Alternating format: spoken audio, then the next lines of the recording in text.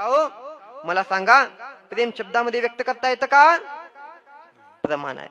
प्रेम नये सांगता बोलता दाविता अनुभव चित्ता चित्तताने. कळत नाही बरं का, सांगितल्यानं बोलल्यानं काही केल्यानं प्रेम आपल्याला कोणाला कळत नाही का? कारण प्रेम अनिर्वचनीय. का हो तुमचं माझ्यावर किती प्रेम आहे? आपण एखाद्याला विचारू द्या, तुमचं माझ्यावर किती प्रेम आहे हो?